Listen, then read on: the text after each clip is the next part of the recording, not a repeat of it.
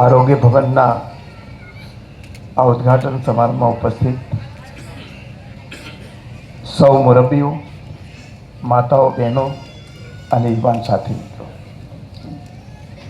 ઘણો લાંબો સમય થયો છે એટલે મારે થોડી ટૂંકમાં જ વાત કરવી છે. જે કાર્યક્રમ કે જે પ્રોજેક્ટ હોય એમાં લોકો જોડાઈ જાય તો ક્યારેય કશું અટકતું નથી.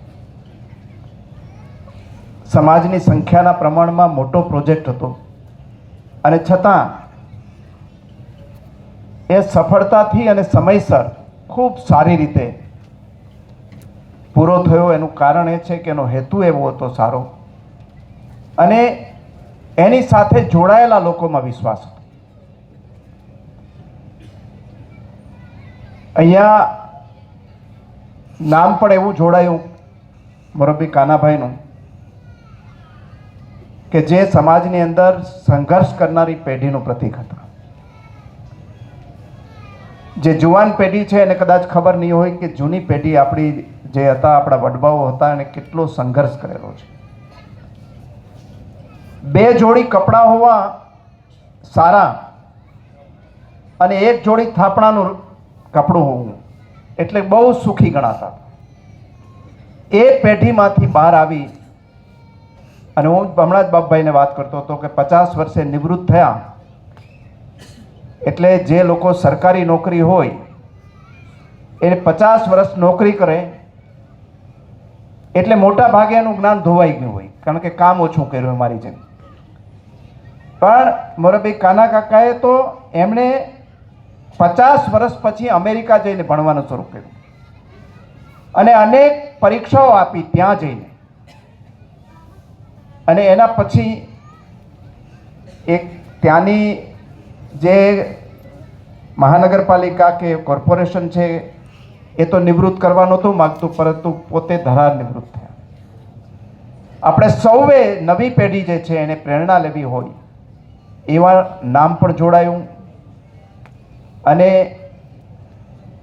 એને કારણે પછી બધા જ લોકો જોડાયા અને ગામડાની અંદર અહીંયા તો કેટલાક બહુ ગણા ગાંઠા લોકોના નામ આપ્યા, પરંતુ સેંકડો હજારોની સંખ્યામાં લોકોએ અહીંયા પોતાના શક્તિ હતી એના કરતાં વધારે મદદ કરી અને સફળ બનાવ્યું છે. એટલે એની સાથે જોડાવા માટે હું ભાઈ અજયભાઈને, એમના પરિવારને, એમને અભિનંદન આપું છું. અને એમની ચોપડી જરૂર એક વખત વાંચજો કે આપણી પેઢીએ કેટલો સંઘર્ષ કરીને આગળ આવ્યા છે ને ભાઈ અત્યારની પેઢીએ કેટલું સહેલું છે આગળ આવવું. માત્ર થોડીક મહેનત કરી લે તો. એટલે એ પ્રેરણા આપનારું પરિબળ છે. અહીંયા બીજી ઘણી બધી વાતો થઈ, એમાં મારે થોડી નાનકડી વાતમાં ઉમેરો કરવો છે કે સમાજની અંદર બે વર્ગો રહેવાના, એનાથી હતાશ ક્યારેય થવું નહીં. એક વર્ગ એવો હોય છે કે જે બીજાની ભૂલો જ કાઢતા હોય. મને હમણાં ખબર પડી કે હું ઓડિટર કહું એટલે પછી થોડાક આપણા મિત્રોને ખરાબ લાગતું હતું, પણ ઓડિટર એ પ્રોફેશન છે. જેમ ક્વોલિટી કંટ્રોલની અંદર ક્વોલિટી જોવા માટેનું એક પ્રોફેશન હોય છે, એમ ઓડિટર એ પ્રોફેશન છે. પણ સમાજના કામ કરનારા માણસોને ઓડિટ કરવું એ પ્રોફેશન નથી હોતું. એ આપણી જેલસીમાંથી ઊભો થાય છે, એ ઈર્ષામાંથી ઊભું થાય છે. એટલે એનાથી કોઈ દિવસ નિરાશ નહીં થવાનું ક્યારેય પણ. હંમેશા એમાં આપણે હકારાત્મક લેવાનું, જેને કામ કરવાનું છે એ કામ કરતા રહીએ. ખામી શોધનારા છે એ ખામી શોધતા રહીએ. અને નિર્ણય કંઈ બધાને પૂછીને બધું જ થતું હોતું નથી. એ તો એને જાણકાર લોકોને પૂછવું જોઈએ કે આ મકાન બનાવવું હોય તો કેવું બનાવવાનું, મને ન પૂછાય. એ માટે એ એના એન્જિનિયરને, એના આર્કિટેક્ટને પૂછવું જોઈએ. બીમાર પડ્યો હોય તો એના ડૉક્ટરને પૂછવું જોઈએ. વાવણી ક્યારે કરવી ને કેવી કરવી હોય તો સારો ખેડૂતો એને પૂછવું જોઈએ. અને જેને ખબર પડતી હોય કે અત્યારે કેરિયર કયા ક્ષેત્રનું ચાલે છે, એન્જિનિયરિંગનું ચાલે છે, શિક્ષકનું ચાલે છે, બીજાનું ચાલે છે, તો એને પૂછવું જોઈએ. અને એ પૂછી લેતા હોય છે. એટલે એમાં ખડખોદ આપણે ન કરીએ તો ચાલે. આપણાથી કેટલી મદદ થાય છે એ આપણે કરવી જોઈએ. પણ જેનું કાંઈ પ્રદાન ન હોય એ વધારે ચર્ચા કરે. મને યાદ છે, વિરમભાઈને ખબર હશે કે આપણા સ્વર્ગસ્થ જીવાભાઈ કેશવાલા હતા. એ એક વખત વાત કરતા હતા કે એક ભાઈ આવીને વારંવાર એમ કહે કે હિસાબ આપી જાઓ, હિસાબ આપો, હિસાબ આપો, હિસાબ આપો, હિસાબ આપો. તો એક દિવસે કે મેં એને કીધું કે તે કેટલા રૂપિયા આપ્યા, 4 આના આપ્યા હોય તો 4 આનાનો હિસાબ આપી દે, 5 આના આપ્યા હોય તો 5 આના આપ્યા હોય. એને તો કંઈ આપ્યું જ નહોતું, કશું આપ્યું જ ન હોય, એ જ હિસાબ માગે. આમાં 1 કરોડ રૂપિયા જેણે આપ્યા છે એ હિસાબ નહીં માગે, 5 લાખ રૂપિયા આપ્યા છે એ નહીં માગે, 2 લાખ રૂપિયા આપ્યા છે એ નહીં માગે. પણ મારા જેવા કંઈ નહીં આપ્યું હોય એ બધું જ માગે. એટલે એનાથી હતાશ નહીં થવાનું ક્યારેય. બીજું કંઈક નિયમો પણ પાડવા પડે કોઈ પણ બાબતની અંદર. 1982માં હું ભણીને આવ્યો અને વિરમભાઈ એ વખતે આફ્રિકાથી અહીંયા આવ્યા અને ભરતભાઈ લક્ષ્મણભાઈ એ વખતે હયાત હતા. એટલે કીધું કે આપણે આ પાડીને નવું કરવું છે. હવે પાડીને નવું કરીએ એટલે બધું જ નવસર્જન થાય. પણ એમાં શું હતું કે આપણું જે જૂનું વિદ્યાર્થી જ્ઞાતિ ભવન છે, અત્યારે જ્યાં આપણે સમાજની વાડી તરીકે ઉપયોગ કરીએ છીએ, ત્યાં રોજ સાંજે ખટારાના ડ્રાઈવરો આવીને સૂતા હતા, દારૂ પીને આવીને સૂતા હતા, બીજા બિનવારસુ લોકો પણ સૂતા હતા, બધા આવીને. અને આખું આપણે શું કહેવાય, આ ઝુંડાળા આખું છે એ ટોયલેટ બાથરૂમ કરવા ત્યાં આવતું હતું. હવે તો થઈ ગયા બસ નસીબ જોગે, પણ ત્યારે નહોતું એટલે બધાય ત્યાં આવતું. એટલે પાડ્યા એ પછી બધા વાંધો લેવા આવ્યા કે આની અંદર તમે બંધ, આપણે આ જે કાયમ સુવાવાળા સુવા ક્યાં જાય, નાતના દીકરા છે સુવા દેવો જોઈએ આપણે. અમે કીધું કે ભાઈ એને ધર્મશાળામાં જવાય, આ તો સમાજનું કામ છે ની અંદર છે, અને ઉપર વિદ્યાર્થીઓ રહે છે અને અહીંયા પ્રસંગો માટે કરવાનું છે. એ સંઘર્ષમાંથી માંડ બહાર આવ્યા તો ટોયલેટ બાથરૂમ બંધ કર્યા. તો એ કે એ ક્યાં જાય, એ તો અહીંયા આવશે જ, ખટારાવાળા તો અહીંયા આવશે જ. એટલે આપણે કીધું કે એને બહાર બાંધી દેશું, પૈસા આપીશું, પણ હવે અહીંયા તો આપણે એવું તો કરી શકાય નહીં કોઈ દિવસ. એટલે માથાકૂટો થઈ. પણ હવે અત્યારે જો એકદમ ડિસિપ્લિનમાં બધું થઈ ગયું, કોઈ સુવા આવતું નથી ને કે દારૂ પીને આવે, ચોકીદારને ગાળાગાળી કરે ને મારે તો અહીંયા સુવું જ છે. ત્યાં ધડકા હતા એ 6 મહિના સુધી ધોવાતા નહીં કે બદલાતા નહીં. એટલે કેવી હાલત થઈ ગઈ હશે વિચાર કરી લ્યો. હવે એમાં પરિવર્તન આવ્યું. હવે એનાથી આગળ વધીને આ આપણે એક સારી 3 સ્ટાર હોટેલ જેવી વ્યવસ્થા ઊભી કરી છે. હું બાપભાઈને હમણાં જ વાત કરતો હતો કે આપણે ટોયલેટ બાથરૂમ ને વોશ બેસિન શેના માટે બનાવીએ, ગંદકી આપણા શરીરની હોય સાફ કરવા માટે. એ ગંદકીથી ગંદુ નથી થતું, પણ મોઢામાં ઓલા ડૂચા ભેરા હોય પાનના અને થૂકીએ આપણે તો ટોયલેટ બાથરૂમ લાલ કલરનું થઈ જાય અને વોશ બેસિન ચોકઅપ થઈ જાય. હવે કેટલો ગુસ્સો આવે આપણને, અને લગભગ બધી જ જગ્યાએ આવો. હવે એમાં પહેલાં જ આપણે નીચે એવું કરવું પડશે કે ભાઈ ફાંકી ખાઈને ઉપર જવાનું ને એને થૂકીને જવાનું. થોડાક દિવસ અઘરું લાગશે. સિગારેટ પીવી હોય કે બીડી પીવી હોય, ના નથી, એ જુદી જગ્યા રાખવાની, ત્યાં પીને આવે બધા. અને દારૂ પીવો હોય તો ઘરે પીને આવે, ઘરે પી લે, અહીંયા આવવું જ નહીં કોઈ. આ નિયમ તો આપણે રાખવો પડશે, ન રાખીએ તો ક્યાંથી ચાલે. બધા જ આપણા બધી જ આપણે જે વસ્તુ છે તે ત્યારે અહીંયા બગડે છે માત્ર આ જ કારણોસર. અને મને ખબર છે કે ઇંગ્લેન્ડમાં વિમલજી હોય ને મને સાક્ષી પુરાવશે સંજયભાઈ 2 જણા કે ત્યાંય પાનની દુકાનો આપણે શરૂ કરી છે, પણ રોડની અંદર પણ જો જરાક લાલ કલર દેખાય તો ત્યાં પહેલાં કાઉન્સિલવાળા આવી દંડ કરી જાય છે કે નથી કરતા? રોડ ઉપર એ નથી થતું. એ બધા પાનવાળાને કરી દઈએ. કેટલા? 50 પાઉન્ડ કરી જાય. હા, 100 પાઉન્ડ. 100 પાઉન્ડ એટલે કેટલા થયા? 10,000 રૂપિયા. 10,000 રૂપિયા દંડ કરી જાય ત્યાં. એટલે આ તો નહીં ચાલે. એટલે એ નિયમ પ્રમાણે ચાલે. અને કોઈ પૈસાને વાંકે આ સંસ્થાઓ ક્યારેય કોઈ અટકતી નથી હોતી. ભાવનાઓ જોડાય જેની સાથે એ ક્યારેય ક્યાંય અટકે નહીં. અને બધું જ કામ સારું જ થતું હોય, આપણે સહમતિ હોય કે ન હોય, પણ એનો કોક ને કોક ઉપયોગ થતો જ હોય. આપણે હરિદ્વારમાં ભવન બનતું હતું ત્યારે બધાએ બે વર્ગ હતા, એક કે થવું જોઈએ ને એક કે ન થવું જોઈએ.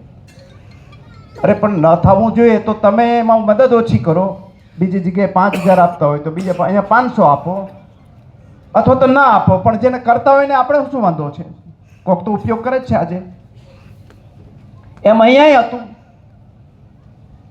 અહીંયા આપણે ઈચ્છીએ કે આપણે ઓછામાં ઓછો ઉપયોગ થાય, પણ બીમાર તો પડીએ જ છે બધા જ. દુનિયાની અંદર કોઈ માણસ એવો નથી કે નથી બીમાર પડતો, અને કુદરતી રીતે થાય છે, વ્યસનથી થાય છે, અલગ થાય છે, પણ કુદરતી રીતે થતા હોય તો એ પણ ઓછામાં ઓછું થાય. હવે તો ભગવાનની દયાથી આપણે પોરબંદરમાં પણ આવી વ્યવસ્થા ઊભી કરીએ છીએ, એટલે ઘણો બધો ફ્લો અહીંયા ઓછો થઈ જવાનો. પણ અમદાવાદ છે મેડિકલ હબ છે, પહેલાં મુંબઈ હતું, હવે અમદાવાદ થવાનું, એટલે ઉપયોગ તો રહેવાનો. અમદાવાદ આપણે પોરબંદરની અંદર હમણાં કેન્સરનું શરૂ કરીશું, એના પછી હાર્ટનું શરૂ કરવાના છીએ, એટલે ઘણું બધું હળવું થઈ જવાનું. અને કદાચ કાંઈ ઉપયોગ નહીં આવે તો બીજા ઘણા ઉપયોગો છે એના, એ આપણે થશે જ. અને એના કરતાં આપણે અહીંયા એકદમ સરસ જગ્યાએ સારા લોકોની વચ્ચે આ આખું જે એરિયા છે એની અંદર તો 3 તો મેડિકલ કોલેજો છે, અને 3 ઇન્સ્ટિટ્યૂટ એવી છે હાર્ટની, કેન્સરની અને કિડનીની, કે જે ઇન્ટરનેશનલ લેવલની અંદર એના રિસર્ચ થાય છે અને પ્રોટોકોલને નવા નવા બને છે. એટલે એનું તો રહેવાનું જ ત્યાં, આ બધું તો થશે જ. સાથે સાથે મારી બધાને વિનંતી છે અહીંયા કે આપણે બધા જ થોડાક એક જેને કડવી દવા આપવી પડે તો આપણા સમાજને બધાએ આપવાનો કોશિશ કરવી જોઈએ. લગ્નોમાં એટલા કરીએ, બીજા ધાર્મિક દેખાડાની અંદર એટલા ખર્ચા કરીએ છીએ, એટલા ખર્ચા તમારા પોતાના બીજા કશાને માટે જરૂર નથી, તમારા પોતાના માટે કરો એટલા ખર્ચા. ગામને જમાડીને રાજી થશો તેમાં શું મળવાનું છે? એક જ લગ્નની અંદર પાછા બધા વાડીઓમાં કરે, એક જ લગ્નની અંદર મંડપના ખર્ચા કદાચ 5-5 લાખ રૂપિયાના થતા હશે, હું ન બોલતો હું તો. કોઈ જરૂર નથી. ગામમાં વાડીઓ ઘણી છે, બીજી જગ્યાએ છે, ત્યાં કરીને કરી શકાય, નાના લગ્નો કરી શકાય. આ ખાસ આ બધાએ એમાં કંઈક નિયંત્રણ આવે એવું બધા જ આગેવાનો બેસી નક્કી કરે તો ખૂબ સારું થાય. અને હાથ જોડીને બધાની વિનંતી છે કે આપણે જ્યાં સગાવાલા અને ત્યાં સાંજીમાં પીવાનું રાખતા હોય ત્યાં જવાનું ટાળવાનું, આપણે પોતે જ ના પાડવાનું કે અમે નહીં જઈએ. આ નવી પ્રથા ઘાતક છે, ભવિષ્યની પેઢી માટે ઘાતક છે, એ આપણે નહીં કરવી જોઈએ. ખાવાનું એકાદ વખત કરીને ખવડાવી દઈએ તો વાંધો નહીં હજી એનું, પણ આનાથી કોઈ ફાયદો થયો નથી. સમાજની અંદર પીવડાવવાથી કોઈ એવું મહાન માણસ બની જતા નથી કોઈ. એ ન કરવું જોઈએ કોઈએ પણ, અને એનાથી કોઈને ખરાબ લાગતું હોય તો લાગવા દેવું જોઈએ, પણ આપણે એમાંથી દૂર રહીએ. બધા સાહસ કરવાની અંદર થોડીક આપણી નવી પેઢી સાહસ કરવાની અંદરથી પાછી પડે છે. બધાને વિનંતી છે કે વેપાર ધંધાની અંદર સાહસ કરીને આગળ વધો. નોકરીઓ જરૂર કરો, પણ બીજા જે સમાજના લોકોને અમે જોઈએ છીએ એમાં જે નવી પેઢી છે સાહસ કરે છે, કામ ધંધાની અંદર જાય છે, અબજોપતિની કરોડપતિ સારા રસ્તે થાય છે. આપણા લોકોએ પણ એ દિશાની અંદર બધાએ જવું જોઈએ, અને જે હોય એને બધાને આપણે બધાએ સાથે મળીને મદદ કરવી જોઈએ. અને એના માટે સફળ બિઝનેસમેન થવા માટે પણ એના નિયમો પાડવા જોઈએ. બધાની સાથે કેવી રીતે રહેવું, કેવી રીતે ન રહેવું, એ બધાએ અહીંયા શીખીએ તો હું માનું છું કે આપણામાં જે શક્તિ પડેલી છે, શક્તિ ન હોત તો આપણે કંઈ આફ્રિકા ન ગયા હોત, શક્તિ ન હોત તો આપણે ખોટું સાચું કરીને વિદેશ ન જતા હોત. એમાં સાહસ કરીએ છીએ આપણે બધા જવા માટે. એ સાહસ બધા અહીંયા કરે એવી બધાની વિનંતી છે. છેલ્લે બીજી એક વાત કરી દઉં, બાપભાઈએ જે વાત કરી એને આગળ વધારું કે આ બધાનું જો એના મૂળની અંદર ઘા કરવો હોય તો આપણું વાંચન સારું હોવું જોઈએ. આપણે વાંચવું જોઈએ. વાંચ્યા વગર કોઈની ટીકા કરીએ એ પણ ખોટું છે. વાંચીને જ બધું કરવું જોઈએ. અને વાંચવું હોય તો લાઇબ્રેરી હોવી જોઈએ, દરેક ગામમાં, મોટા ગામોમાં હોવી જોઈએ. મારી બધાને વિનંતી છે કે એક એક ગામમાંથી બે બે પાંચ પાંચ વડીલો છોકરાઓ બધા આગળ આવે અને પોતાના ગામમાં લાઇબ્રેરી બનાવે. હમણાં મેં વાંચ્યું કે ધંધુસરમાં આપણા એક શિક્ષક હતા, એના યાદગીરીમાં બહુ સરસ ધંધુસરમાં લાઇબ્રેરી બનાવી છે. તો આપણે એવી જ રીતે બધા જ મોટા ગામો છે એમાં ભલે સ્કૂલોમાં લાઇબ્રેરી છે, સ્કૂલો માટેની, પણ ગામની વચ્ચે જ જેમાં મેગેઝિન આવતા હોય, છાપા આવતા હોય અને બીજું બધું આવતું હોય અને બીજી બુક્સ હોય એ બધી જ, અને કોમ્પ્યુટર સાથેની એની લાઇબ્રેરી હોય તો જેથી જે છોકરાઓને કંઈક એમાંથી જાણવું હોય કે ઇન્ટરનેટના માધ્યમથી કંઈક શીખવું હોય તો એ બધું જ કરી શકે. દુનિયા ખૂબ આગળ વધી રહી છે, આપણે હજી ત્યાં સુધી પહોંચ્યા નથી. આપણા ગામમાં, આપણા વિસ્તારોમાં ઘણું બધું કરવું પડે છે. હજી આટલા શિક્ષકો હોવા છતાં એક કોઈ સારી સ્કૂલોમાં જવા માટે આપણે જુનાગઢ જતા હોય, આપણે ધોરાજી જતા હોય એવું નહીં કરવું જોઈએ. આપણે ત્યાં જ સાહસિકો ભેગા થઈને સારી સ્કૂલો ઊભી કરવી જોઈએ. ત્યાં શું કરવા જાય? ત્યાંના છોકરાઓ આપણે ત્યાં ભણવા આવે એવું વાતાવરણ આપણે બધાએ ઊભું કરવું જોઈએ. એટલે આપણે બધા જ સાથે મળીને આ બધું કરીએ અને આ જે પ્રોજેક્ટની અંદર એક જન આંદોલનના રૂપમાં બધા ગામડે ગામડેથી બધા જોડાઈ ગયા, એમ દરેક પ્રોજેક્ટ જે હાથમાં લઈએ એ બધામાં જોડાવવું જોઈએ. અને એવું જરૂરી નથી કે આપણે એક જ જ્ઞાતિ, આપણી જ્ઞાતિ તો લાભાર્થી રહેવાની બધી જગ્યાએ, બધા જ લોકોને લાભ થાય એવું કરવું જોઈએ. હું તો અહીંયાના સંચાલકોને કહીશ કે ભાઈ આપણે ત્યાં આટલી મોટી બિલ્ડિંગ બનાવી છે અને એમાં ખાલી જગ્યા રહીએ તો ભાડે દેવાની જરૂર નથી. માનવતાનો ધર્મ છે, આપણે જાતને જો મોટા ભાઈ ગણતા હોઈએ સમાજના અને બહાદુર ગણતા હોય તો આપણે બીજા સમાજના જે ગરીબ લોકો છે એને પણ કહેવું જોઈએ કે ભાઈ તમે આવજો, અમે તમને આપીશું. શિક્ષણ ને આરોગ્યમાં પૈસા લેવાની જરૂર નથી, એનો પૈસા ગમે ત્યાંથી મળી જાય. ક્યારેક પાછા આપવા પડે એવી પરિસ્થિતિ થાય છે શિક્ષણ ને આરોગ્યની અંદર. અહીંયા આપણી એક કોણવદરની દીકરી હતી, એને રેર ડિસીઝ હતો એક. ખાલી રામદેવભાઈને બધાએ હાથમાં લીધું ક્રાઉડ ફંડિંગનું, તો ના પાડવી પડી કે હવે રહેવા દો, 32 લાખ રૂપિયા થઈ ગયા છે એને જરૂર પૂરતા, અને એ ઉતાવળ કરીને ત્યાં આપી દીધા. નહીં તો હું તો એમ્સમાં એ પણ ફ્રી કરાવી દેવાનો હતો ત્યારે, વહેલા થોડાક આપી દીધા આપણે, પૈસા એ નિમિત્ત ના આવેલા હતા. એટલે એનામાં કે કશું અટકવાનું નથી, એટલે બીજા લોકોને આપીએ તો ખોટું નથી કાંઈ. અને એમાં એક ટીકા કરવા વાળાને ટીકા કરવા દેવાની કે ભાઈ આપણા માટે બનાવ્યું, ફાળો આપ્યો તો, નામ આપ્યું હતું, તે પેલાને ભલે આપ્યો. આપણા લોકોને આપવાનું, બીજાને આપવાનું જો ખાલી રહેતું હોય તો. અને અહીંયા એવી કેટલી સંસ્થાઓ છે કે જે કોઈ નાત જાતના ભેદભાવ વગર પણ કેટલા લોકોને આપે છે અને ખૂબ સરસ કામ કરે છે. અને આવા કામમાં બધા લોકો મદદ કરે છે. આ જે વાત કરી કે અહીંયા જે આપણે આજુબાજુમાં જમીન લેવી હતી તો આપણને આજુબાજુના સમાજોવાળાએ કેટલી મદદ કરી છે તો આ બધાને પૂછો તો ખબર પડે. ત્યાં બાજુમાં માળી સમાજ છે, રાજપૂત સમાજ છે, બીજા સમાજો છે, બધાએ. અને બધા આપણું ભવન જોઈને ખૂબ રાજી પણ થાય કે કેટલું સરસ બનાવે છે, નાનો સમાજ છે છતાં. અને બધા કામોમાં આપણને મદદ કરે, બધા લોકો મદદ કરે છે. એટલે આપણે સૌથી મોટો ધર્મ તો છે માનવતાનો છે, અને માનવતાના ધર્મને આપણે બધાએ આગળ વધવાનું છે. અહીંયા આજે ખૂબ મોડે સુધી બધા બેઠા, ખૂબ મોટી સંખ્યામાં લોકો, ભાઈઓ બહેનો બધા આવ્યા છે અહીંયા. મને એમ હતું કે પહોંચાશે કે નહીં મારાથી, પણ આજે સમયસર પહોંચી જવાયું. મારે પણ આજે કાર્યક્રમ પૂરો કરીને તરત રાજકોટ જવાનું છે, 2 દિવસના ત્યાં કાર્યક્રમો છે. એટલા માટે અહીંયા ફરીથી બધા જ દાતાઓનો ખૂબ હૃદયથી અભિનંદન આપું છું. જેના નામ લીધા છે એના તો ખાસ, નથી આવ્યા એને પણ બધાને, જેટલા લોકોએ આમાં નાના નાના લોકોએ જે મદદ કરી છે એ મોટા કરતાં પણ વિશેષ છે. બધાના નામ બોલી શકાય નહીં કારણ કે મોટો સમય જતો હોય એમાં.